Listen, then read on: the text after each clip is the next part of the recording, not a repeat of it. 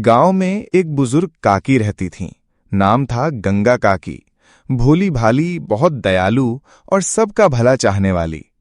लेकिन काकी की आदत थी कि हर किसी की बातों में जल्दी फंस जाती थीं। गांव में ही एक युवक था, राम खिलावन, बड़ा ही चालाक और टेढ़ी अकल वाला। उसका काम ही था दूसरों को फुसलाकर पैसे ऐंठना।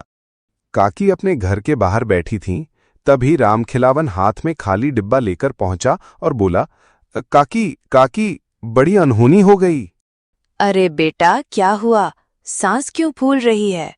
राम खिलावन ने डिब्बे को हिलाते हुए कहा, काकी, तुम्हारे घर का जो तेल का डिब्बा है ना, वो आधी रात को अपने आप सड़क पर नाचता हुआ निकल गया। काकी हैरान। अरे राम राम, तेल का डिब्बा भी क्या नाच सकता है? काकी, ये कोई साधारण डिब्बा नहीं है। इस पर भूत प्रेत का साया है। मैंने तो मंत्र पढ़कर मुश्किल से इसे काबू किया है, लेकिन काकी, इसके लिए थोड़ा खर्चा करना पड़ेगा, वरना ये तुम्हारे घर को आग लगा देगा। बेटा, मेरा घर जल जाएगा। अरे दया, कितने पैसे लगेंगे? बस 200 रुपए दे दो, मैं इसे काबू कर लूंगा।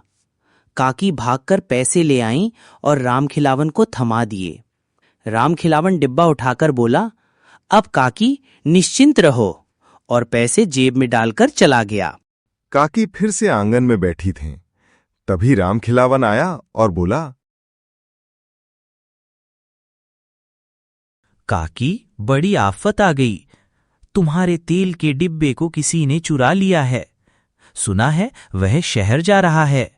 अरे बाप रे, डिब्बा शहर पहुंच गया तो पुलिस पकड़ लेगी और तुम्हें जुर्माना देना पड़ेगा। लेकिन मैं हूं ना, मैं डिब्बे को वापस ला सकता हूं। बेटा, जुर्माना कितना लगेगा? कम से कम 300 रुपए। भोली काकी फिर से पैसे दे देती हैं।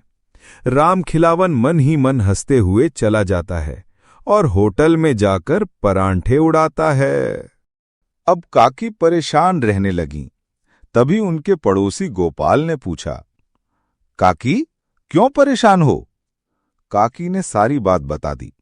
गोपाल मन ही मन समझ गया, अरे ये सब राम खिलावन की चाल है, अब इसे सबक सिखाना पड़ेगा। अगली रात गोपाल ने चुपके से एक खाली डिब्बा लेकर उसमें पत्थर भर दिए और राम खिलावन के दरवाजे पर रख दिया।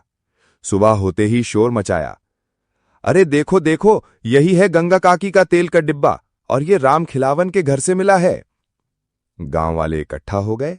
राम खिलावन हक्का बक्का, नहीं, ये तो मैंने कहीं और से उठाया था। गोपाल बोला, चुप, तू झूठा है, तूने काकी को ठगा है, अब सच्चाई बता, वरना पंचायत बुलाऊंगा। राम खिलावन की सारी पोल खुल गई। उसने सिर झुकाकर कहा, काकी, माफ कर दो, मैंने तुम्हें डरा कर पैसे लिए थे।